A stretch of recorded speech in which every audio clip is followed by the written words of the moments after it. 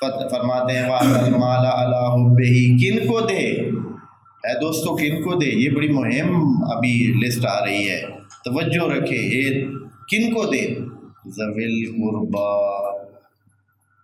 اپنے رشتہ داروں کو دے، اور اس میں شرط نہیں ہے کہ وہ امیر ہوں یا غریب ہوں، شریف ہوں یا برے ہوں۔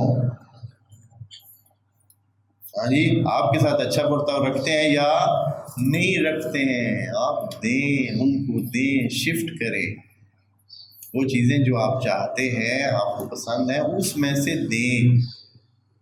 وَآتَى الْمَالَ عَلَىٰ حُبِّهِ ذَوِي الْقُرْبَىٰ، وہ جو آپ کے قریبی ہیں، بہت قریبی رشتہ دار ہیں، وَالْيَتَامَىٰ، اور وہ جو یتامہ ہیں معاشرے میں۔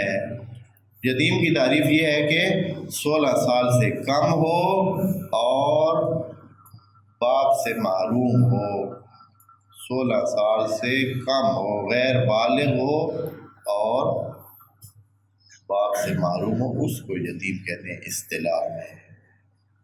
ویسے یتیم کا مطلب ہوتا ہے اکیلا، ویسے یتیم کا مطلب ہوتا ہے کیا؟ اکیلا۔ تو جیسے بعض مثال نہیں دیتا ہوں، ذرن یتیم کہتے ہیں کہ کوئی خاص موتی ہو جو اس کا ثانی نہ ہو، تو اس کو کہتے ہیں ذرن یتیم۔ تو اکیلا کہتے ہیں یتیم، یعنی اکیلا۔ والیتامہ، مال اپنا دے یتامہ کو، اب ان کی بھلائی کے لیے صرف کرے۔ اب بعض اوقات آپ خیال کرتے ہیں کہ اچھا یہ تو خود ہی پہلے اتنے یتامہ ہیں، یتیم تو ہیں لیکن اپنا اتنا مال رکھتے ہیں، لیکن ان کی بھلائی پر مال خرچ کیا جا سکتا ہے، ان کی تعلیم کے لیے، ان کی اچھائی کے لیے کوئی ایسا طریقہ کرے کہ وہ بہتری کی طرف ہے۔ اگلی چیز ہے والمساکین، مساکین کو بھی جو ہے دے۔ مساکین کون ہوتے ہیں؟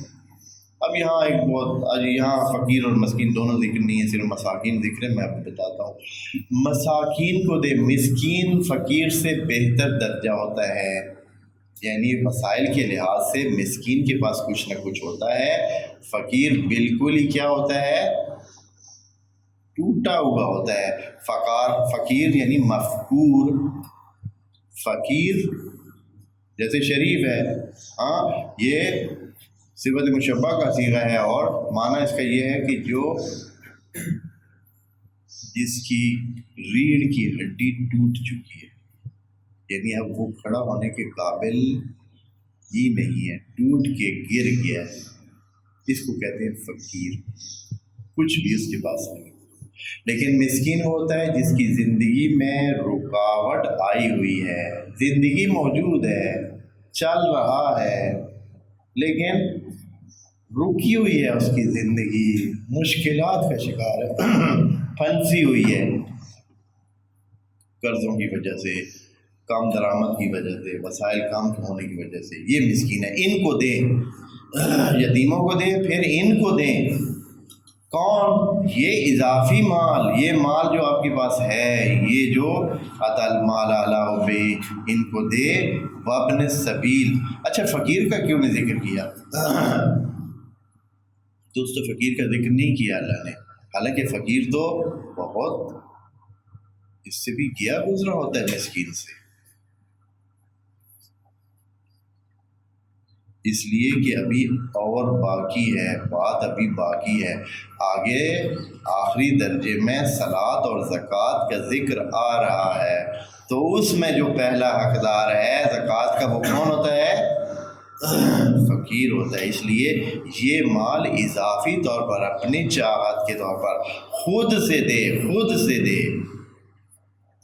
وَآتَى الْمَالَ عَلَىٰ حُبِّهِ، اچھا یہ عَلَىٰ حُبِّهِ کی پھر دوبارہ ایک دفعہ ضمیر پلٹا دوں۔ ایک تو یہ ہے کہ مال کی حب ہو، یعنی اچھا مال ہو، دوسرا یہ ہے کہ اللہ کا حب ہو اس میں، اور اللہ کے لیے یہ مال عطا کرے، اور تیسری بات یہ پیدا ہو گئی ہے کہ عَلَىٰ حُبِّ الْعَطَاءِ،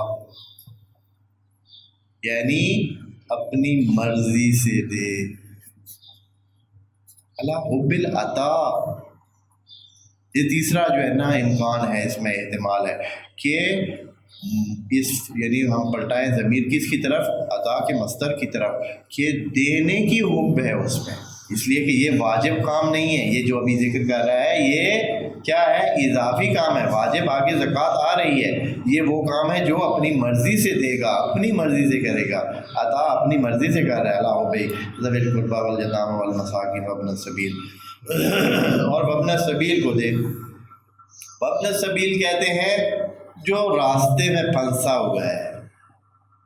اب وابن السبیل کا معنی اکثر نے تو یہی کیا جو مسافر ہو، کہ سفر میں ہے، سفر میں پیسے اس کے ختم ہو گئے ہیں، واپس جانا چاہتا ہے، پیسے ہے نہیں، کیا کرے، تو اس کو دے۔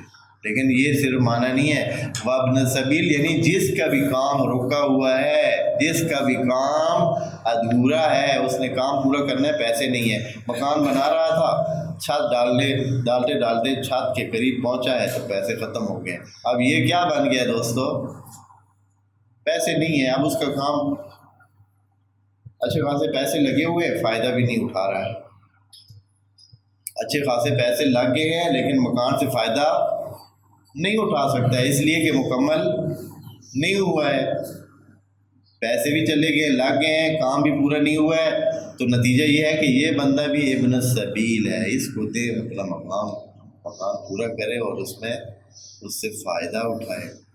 یا یہ ہے کہ اور کوئی اور چھوٹا موٹا کام رہ گیا ہے، اینڈ پہ پہنچتے ابن سبیل بن گیا ہے، یعنی راستے والا، یعنی اس کا کام راستے میں ہی ٹھپ ہو گیا ہے کسی وجہ سے بھی، چاہے وہ مسافر ہے یا کوئی دوسرے کام والا۔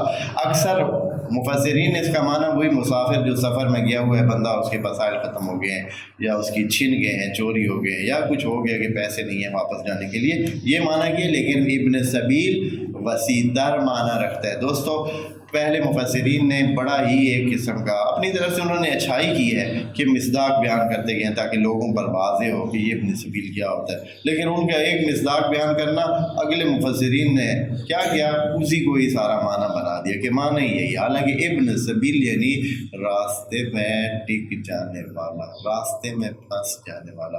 اب یہ راستے میں پھنس جانے والا صرف مسافر ہو سکتا ہے، کسی کی تعلیم ادھوری رہ گئی ہے،